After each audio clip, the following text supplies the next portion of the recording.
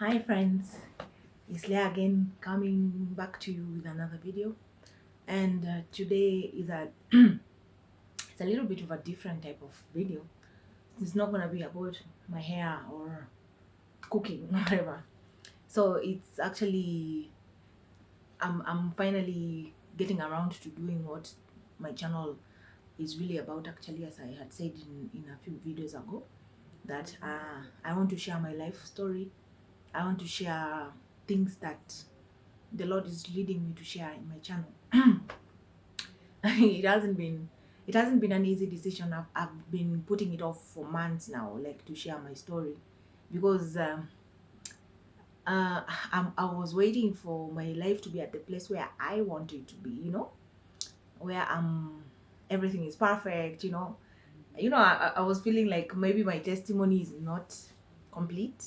Yeah, like my testimony is not complete, so I was feeling maybe let me just wait. Things are about to work out. Things are about to be perfect. Things are about to, you know, come together and stuff. But anyway, we are not quite there yet. God is still working it out. So anyway, we are just taking a step of faith and coming and starting to share my story. So today I would like to start from the very beginning of my life actually. Yeah. So yeah, as you know, my name is Leah Shimba. My father is from Tanzania and my mother is from Kenya. But I am a Kenyan citizen because I was born in Kenya, and in Tanzania they do not allow dual citizenship. So hey, I'm a Kenyan. I'm a Kenyan citizen. I wish I could say I'm Kenyan and Tanzanian, but I'm Kenyan. So my parents are Christians, but today's video is about how I came from Islam to Christ. So yeah, my parents were both Christians when I was born. Yeah, I was born in 1985. My father's dad was a pastor. He was a pastor with the KAG church, and he was a missionary. He was a missionary to Kenya from Tanzania. My grandmother, his wife, my grandmother was a refugee from Burundi, and they met in Tanzania and they got married. So yeah, so I'm sort of from three countries. Yeah, three countries. So yeah, my grandmother is from Burundi. My father's father is from Tanzania, and my mother is Kenyan.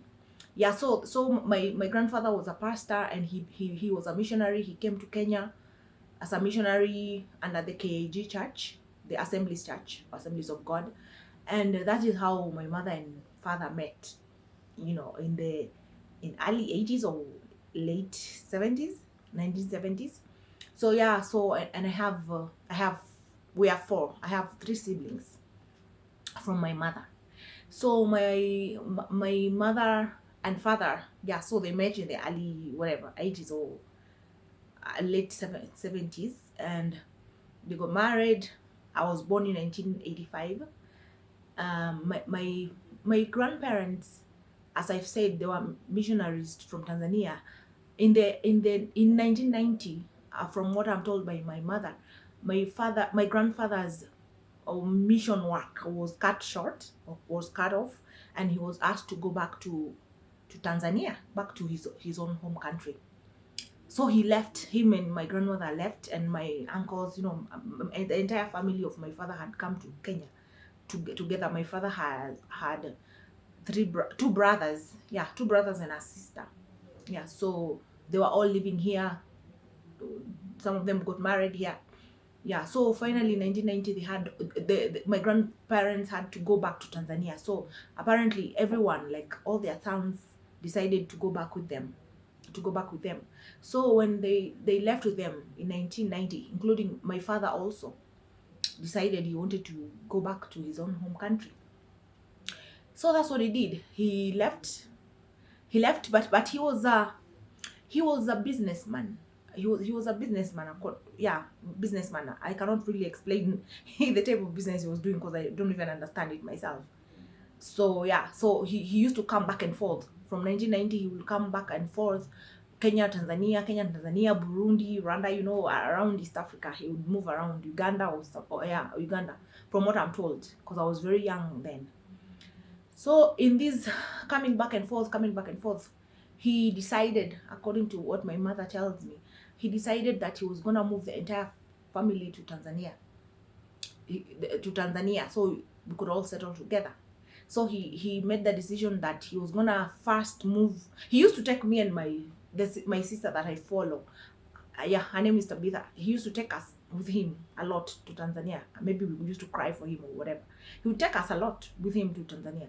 So when he left this time in 1990, when he came back to my mother in Kenya, and told her that he was gonna move the entire family to Tanzania, he took me and my sister Tabitha with him, as like we are gonna go, then we'll come back and get the rest of the family as I've settled, maybe prepare a home for us and all that. So yeah, so that's how me and my sister Tabi and my father, we moved to Tanzania. My mom was left here with my sister and my brother, our older siblings, waiting for my dad to come back and take them with him, to our new country. So so in 1990 now, that is how my father left my mother. Okay, that's how my father left my mother, and he never came back. He never came back for 28 years. He never came back to Kenya to the family, and that is how me and my sister now were taken to Tanzania to live with our father. So nobody knew, like my mother did not know, though she had a few dreams. Yeah, my mother is a dreamer to some. Yeah, she's a dreamer. Let me say she's a dreamer. Like myself, I am a dreamer. I'm a prophetic dreamer. My daughter, she's only 7. She's a prophetic dreamer. Sometimes we will dream the same dreams in the same on the same night, and we wake up in the morning and we tell each other, I dreamt this, and then she'll tell me she dreamt what she dreamt, and it's the same thing that I dreamt. My daughter, my 8-year-old daughter. So yeah, so my mother was having dreams about my father being with another woman a few times, and she would confront him and he would say, no, there's nothing like that, they are just dreams. So she sort of had an idea of what was about to happen. So anyway, so in 1990 my dad took us to Tanzania, and he never came back to Kenya until 28 years later. So me and my sister started living in Tanzania. Little did my mother know that my father had met actually another woman who was a Muslim. She was not a Christian. So he met a Muslim woman, and he decided he was going to get married to her and settle down with her.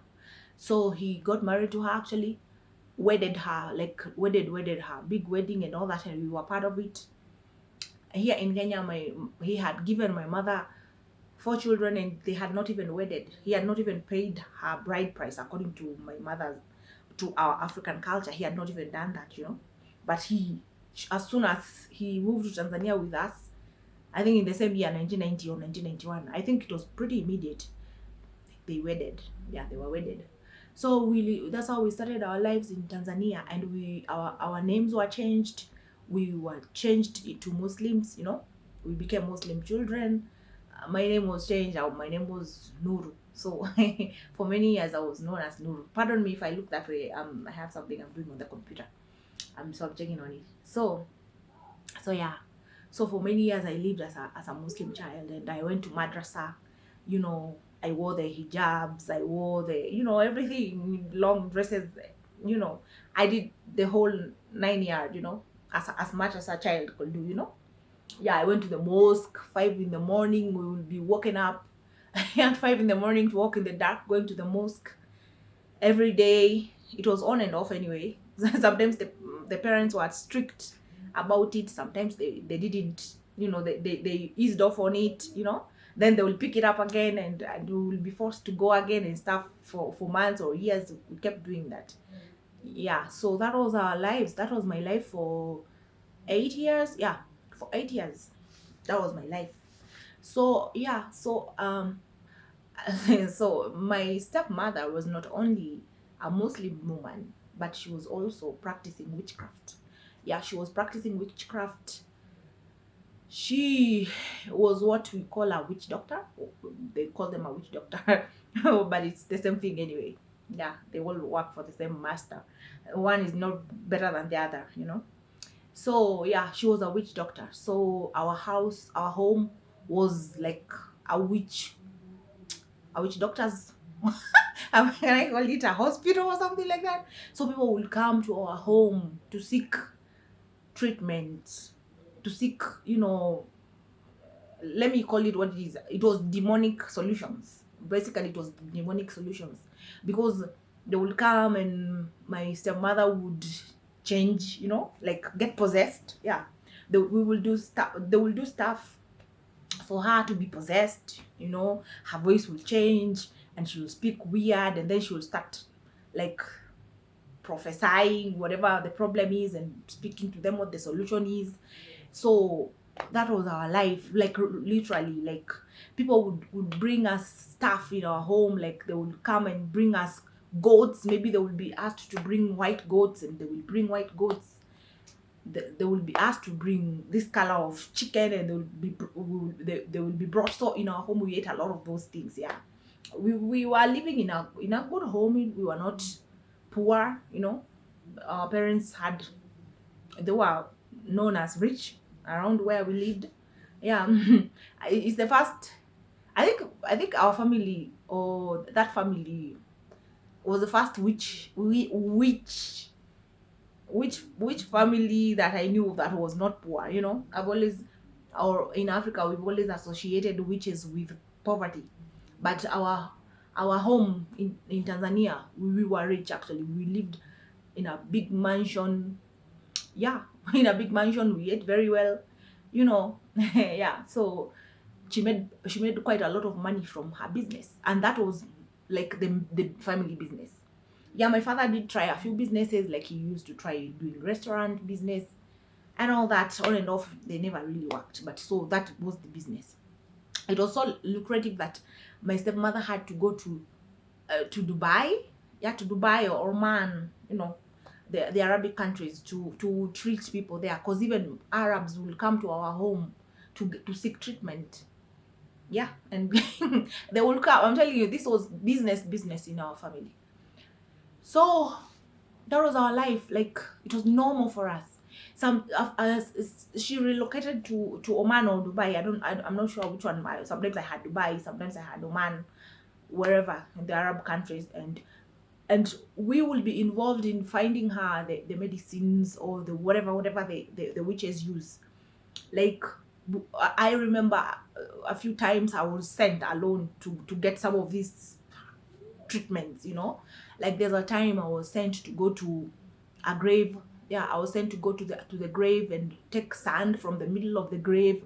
I think I was 9 years old or 10. I was very small and super brave. I used to be very, that stupid bravery. I used to be that type of person. Like I would be stupidly courageous. Like I could do anything. Who's scared of anything? So I remember there was a time I went to the graveyard, and I dug sand from a grave, and I put it in, I don't know whether it's a bowl or whatever. I don't remember where I was told to put it, whether it was a bag or something. And then I remember there was a time I was sent to a molehill. Is it called a molehill or a molehill? An anthill? Yeah, an anthill, whatever. And I was sent there to go and take sand again. I don't know what the work was for. So there are times we would go to the forest, like me and my father, and my father and my sister and our stepsisters, because my stepmother had older kids, like much older than us. She had 4 of them, much older than us, that we lived together. So, oops, my daughter is here. Give me a second, please. So guys, I'm back. My daughter had come. I had to open the door for her. So yeah, so where was I? Yeah, so we used to go to the forest and forest, and collect herbs and leaves and flowers and whatever that she used to use. We used to accompany our father, because we didn't know what they were about. But we had gone to a level where we recognized some of those leaves, and we would walk around and be like, oh, that is that leaf that we normally pick, Yeah. So that was our life for about 8 years. But it wasn't all through. We didn't do that so many times. What we did a lot was reading the Quran, chanting, chanting, like like I remember sometimes my one of my stepsisters would write the Quran on eggs.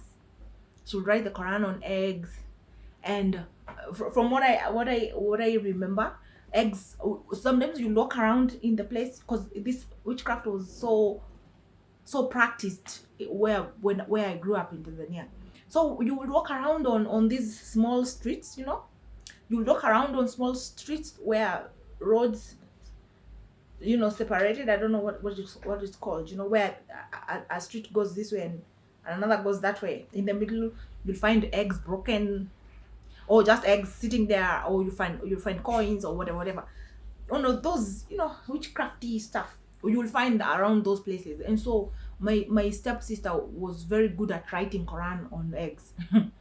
On eggs. So yeah, so I remember sometimes we will chant, like maybe one of our brothers was very active in soccer, so we will chant for his team to win. We will sit in a room covered, we will sit in a room dressed all in full, hijabs, and we will be chanting the Quran from the start of the march to the end of the march. There will be a chicken in front of us. There will be a glass bowl of water in front of us, and we are chanting and we are chanting and we are chanting. We are chanting, there is incense burning, yeah,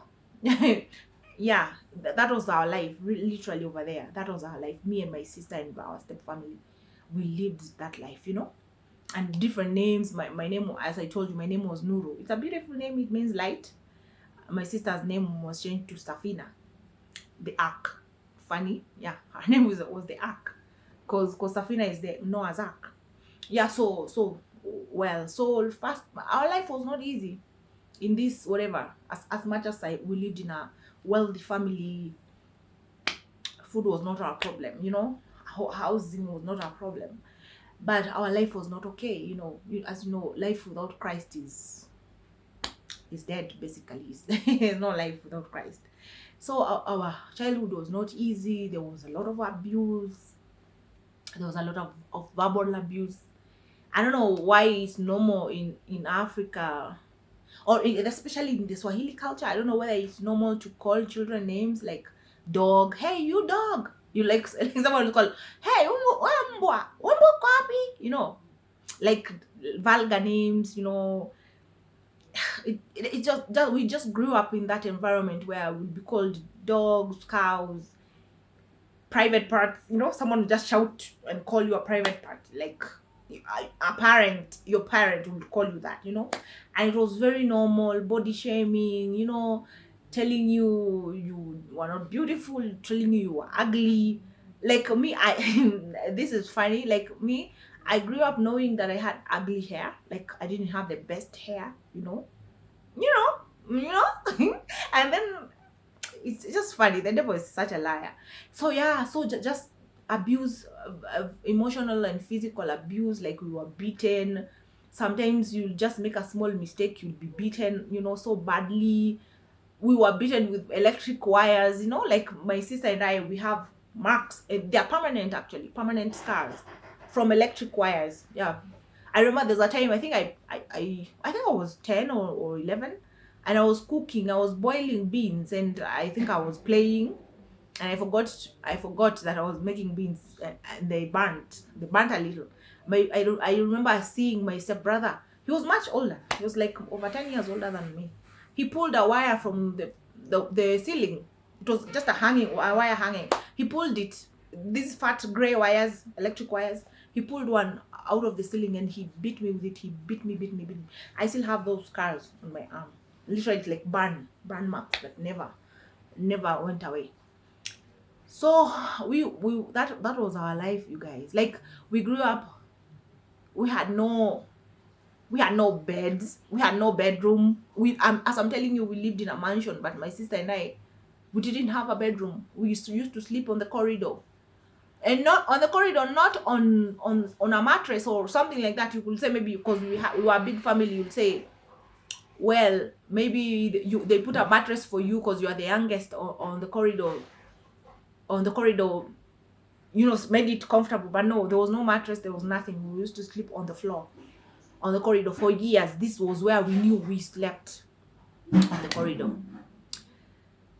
Clothes, clothes. We had clothes, yes, but it wasn't the same. Like our stepmother would go to Dubai, and Dubai. People go to Dubai to buy clothes. So she used to bring clothes and clothes and clothes for the family, everybody, like everything. Dubai has everything. And she will bring clothes, lotions, soaps, and everything for the family for a long time, to last a long time. And when she'll come, she'll give everything to her children, her daughters and sons and all. And me and my sister will be given maybe 3 pieces each. Anyway, we noticed that one. We noticed. We were younger, but we did notice. So yeah, so that was our life, but it wasn't a big deal. We noticed, but we didn't care so much. We used cooking oil to oil our bodies. Yeah. So my daughter is making too much noise. Esther. So yeah. So we used cooking oil to oil our bodies. We we used bar soaps to bathe. It is normal. Those things are normal. I'm not saying using cooking oil to oil your body is horrible, or using bar soap to wash your body is so bad, or you're so mistreated or anything like that. But that is not the house we lived in. You understand? That is not the finances that were available to our family. Our family was wealthy. If anything I could say, it was quite wealthy, known, very famously known in the area where we grew up. So yeah, and it was just me and my sister, and another step cousin, or is it step? No, not step. Yes, step cousin, I guess, because she was from the family of our stepmother. We are the ones who live that life, like displaced, had no space of your own. We had our clothes. Our clothes were in the kitchen store. Yeah, so yeah, that was our life anyway. Yeah, and for physical abuse and emotional abuse, I remember I remember, like, I'm sure you guys have seen my daughter in some of my videos. Like, naturally we are not small people, like we are not slender, we are not skinny. We have naturally bigger, heavier. So I was like her, even when I was a child. I was heavier, plump. And my stepmother used to ask, why are you plump? Because in Africa, that is a very good thing. It's beauty in Africa. Like, why are you plump? Like, what is good in your life that you should be plump? Like, that you should be thick. You should look that way. So sometimes she'll tell me, because people used to eat together in one plate, like used to be like all the kids are eating in one plate together. So she'd be like, no, that's enough. Get up from there. You're becoming too fat. Like, get up from there. When I just had started eating, she will say, get up, wash your hands and go. I'm like, I just started eating. And she'll be like, you're going to lose that weight by force. That was my life. She would do that for some time, and she was like, it doesn't even work. She gets frustrated because no matter what she does, I'm the same. Like, she's like, you're happy, you seem too satisfied with life. What is so good about your life that you should be that satisfied? So that was my life. So yeah, so fast forward, like 7 years later. 7 years later, yeah. So yeah, my daughter is really bugging. She's here. Esther, unasumbua. Your shoes are all over there even. Okay, so I was trying to do this before she comes home, but she got me. I dilly-dallied, I delayed while I was trying to do my work over here. So that was her life until 1998. Yeah, 1998. At this time, life had become really, really bad. It had become really difficult. Now, funny enough, growing up, we didn't know that this wasn't our mother. As much as I'm telling you my story of where I was born and how I went to Tanzania, we did not know that this was not our mother. We thought she was our mother until my my half sister was born. And her growing up, we could notice, because I was the youngest before she was born. So when she was born, then I could really see the difference, how she was treated, because she was really loved. She was really, really loved.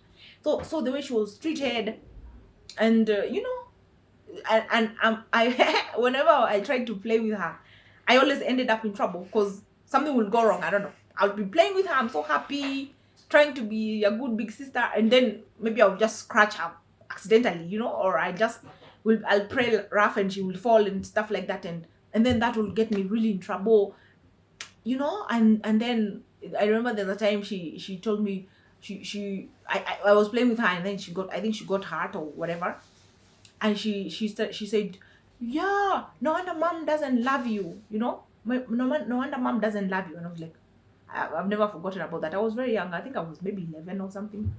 So stuff like that. Then it became obvious that we were not the same. We were not the same. So my mother had started coming. Do you need something, Esther? Yeah. Nini? Sorry, bugging you. So my mother had tried to keep coming, by the way. She didn't like say, okay, you guys are gone, bye bye, or your dad didn't come pick us, bye bye. No, she kept on trying to come and get us back, as much as she was trying to find out what really happened, because that was not the plan. She didn't know she was going to be ditched. So she kept on trying to come to Tanzania, and then after she found out that my dad was remarried, she decided she was going to get her children back. But for some reason, my dad did not want to give us back. So I think she came like three times in the 90s before 1998. She came, I think, in 1991, 1993, 1995. Yeah. There was even a time she tried to come and she was robbed in Nairobi town, and she had to come back home. She was given a whole, I think, month or 2 weeks to leave to come to see us or to pick us from Tanzania, and she was robbed in Nairobi town. I'm laughing because the story is so funny. Yeah, she had to return to work. So my mom had tried to come and pick us up, and we remember we did not even know we had a different mother. So she would come and she would pay attention to just me and my sister, and we would be like, we know who this lady is, but I can't remember who she is, and we knew this lady only had to do with me and my sister, but how? We didn't know how, because nobody really told us that we were from a different mother. So yeah, so she would come on and off until 1998. And you can imagine, guys, 1988 I was 13. I was 13. Yeah, yes. 1988 I was 13. 1999 I was 14. Yes. 1998 when I was 13. Now my mom came to Tanzania. This is when I knew I had a different mother, like for sure. And I remember just going to my friends in school and bragging, I have a different mother. My mother is from Kenya, because Kenya is such a big deal in many African countries. They think Kenya is the African UK or US or whatever. So yeah, I was so proud to know I had a different mother. So she came in 1998. And at this time, life had become very difficult over there. Now it was very obvious. Like, we were treated so badly. The abuse was so much. Verbal abuse, physical abuse, At this time, we were laboring. Like, we used to do such difficult chores. Like, carry like 20-liter buckets on our heads from a far hill to come and fill a tank. You had I remember, I have a memory of 12 buckets daily. You had to fetch 12 buckets daily on your head, carry it every day from a hill. It was really difficult. Like, it was just crazy. So that was our life and all that. But we didn't mind really. To us, it was normal life. It had become normal life. But the verbal abuse and the being beaten a lot, was frustrating. But it wasn't every day anyway. It wasn't every day, but when you were beaten, you were really, really beaten. Yeah, so until 1998, now fast forward, when my mother came to visit us. At this time, as I said, life had become really difficult. And at this time, I remember my sister was about to be married off. My sister was 14 at this time and I was 13. She was about to be married off to some man. Yeah, that story is long. That story is long of how everything was orchestrated, how she was gonna be married, how they took the bride price. They took the bride price that was used by my stepmother to travel abroad to Dubai, whatever. So yeah, so that was our life. It was crazy, guys. So my mom came, and she finds out that her 14-year-old daughter is about to be married off to some man, while her firstborn daughter, who was 17, yeah, my sister, yeah, my oldest sister was 17 at the time, was in high school. So she's like, how is my oldest daughter in high school when my second last born is going to be married off to some person? Like, she was like, no way. My mother decided to sue. She decided to sue my dad to the court, to the children's court. And the children's, it was a whole messy situation. No, she tried to get us to run away. We were caught by my father because he was pretty much known. We were stopped by the police in the middle of the road of a 6 hour, after a 6 hour drive from Dar es Salaam. It was a very long distance we had covered in the bus coming to Kenya, with a whole group of Christians that were helping our mother to help us get away. We were caught. We were caught by the police in the middle, and we were taken back to Dar es Salaam. And my father came and picked us up from a police station, and he took us back to Dar es Salaam. After 3 days, he took us around, his friends and all that. In 3 days, we were back at home. So yes, so my mom had gone to visit my grandmother, my father's mother, because my grandfather had passed, and my mother and my father's parents were in very good relationships, because they had recognized her and accepted her as my father's wife, because she had his children, 4 children, and all that. So they still had a good relationship. So she had gone to give her condolences to my grandmother.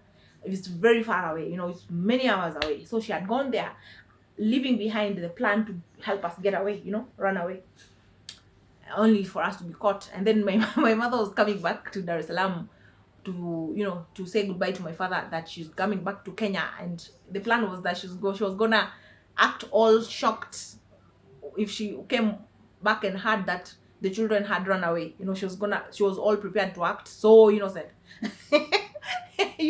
So innocent and unaware of the plan. Yeah, so only for her to knock the gate and have me open the gate for her. She almost fainted. She almost fainted. So yeah, so this is where now the battle began between my mother and father, because now my dad was like, now looked at my mother as the enemy. So they really started the battle. My mother went to court. It took, I think, 2 months. Yeah, this battle took 2 months. My mom had to come back to Kenya because she was on leave. She only had 1 month leave, and she had extended it. So it took 2 months. She decided she was gonna finish this. There's no way her 14-year-old daughter will get married. So finally the court decided that it was up to me and my sister to decide, because I was 13 and my sister was 14. They say the court decided that a 14-year-old and a 13-year-old are old enough to decide whether they want to get married or not, or whether they want to live with their dad or go with their mother. That was basically the battle, because my mom was fighting for custody. So we were told to choose. Then me, I was the first one to say, I'm coming with my mother, I'm coming with my mother. My sister was still engaged. So my sister said she was gonna stay. But we were all bent on coming with our mom. But there was this back and forth, we will sit with my mom. Our mom will tell us how great it will be to come to Kenya. You will come and go to school, you'll be educated. I really had the desire to know English. I didn't know any. So I really had that desire. So my mom will say, when you'll go to Kenya, you'll go back to school, you go up to high school, you'll go to the university or whatever college. We would be enticed that way by our mom. Our life will be easy. You'll live with us and your sister and brother, and we'll get so excited. So excited. And then after my mom goes away, my dad will sit with us and he will tell us bad stuff about Kenya. He will be like, your mother is not rich, she is poor. You're gonna go there and you're gonna start farming on the farm. You're gonna become farmers. You're gonna become farmers. How farmers will eat horrible food. Those are the things he used to tell us. You'll eat very horrible food. Oh, your life will be difficult. You won't have luxuries that you're used to and all that and all that. As if we were used to luxuries. Well, we only knew that we were not poor, but we didn't have luxury much anyway. So yeah, so there was that back and forth. We will change our mind when my mom is here, change our mind when my dad talks to us. My mom again, my dad again. You know, finally me, I decided I'm going with my mother.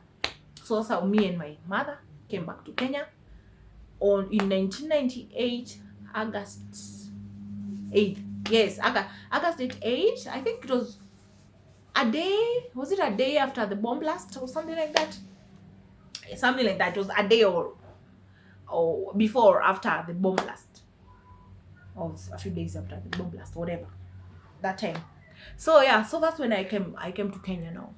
So when I came to Kenya, everything changed. You know, here I found my mom was a Christian, my sister and brother were Christians. Growing up for 8 years, I knew my name was Nuru. Now here I'm in Kenya, everybody's calling me Leah. So now, you know, but I didn't care. You know, I'm like, okay, hey.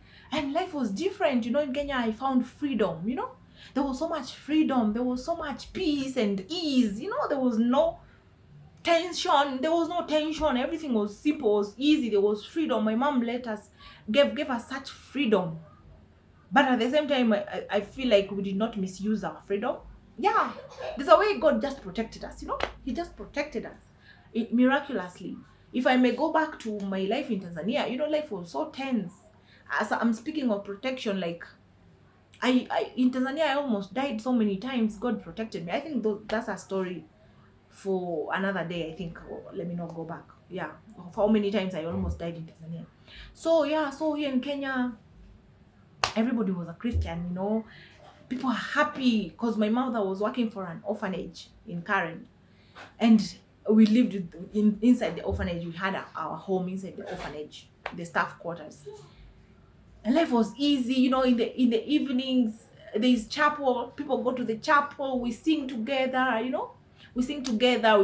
People will pray. You know, me, I used to go for just fun. You know, I'm like enjoying all those songs. You know, people singing, people dancing, kids drumming, and all that and all that. It was just, I think I was never so conscious about. I was never so conscious about God, I guess, to be offended by Christianity. You know, the way Muslims are so anti-Christianity. I was never so conscious about. I think I was not God conscious enough to be offended by Christianity. Give me a second, please.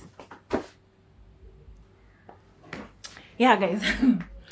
Sorry about that. Like my daughter is hungry, so I had to help her out in the kitchen. So yeah, guys. So yeah, so that's how I came to be introduced to Christianity. Like I just used to go to the chapel and enjoy, you know.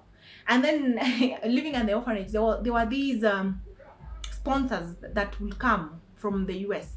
So they will come and give kids gifts, you know. They will bring dolls and teddy bears, you know, just gifts, candy, you know. They will bring candy. They will make bracelets, you know. There's just so many activities, you know.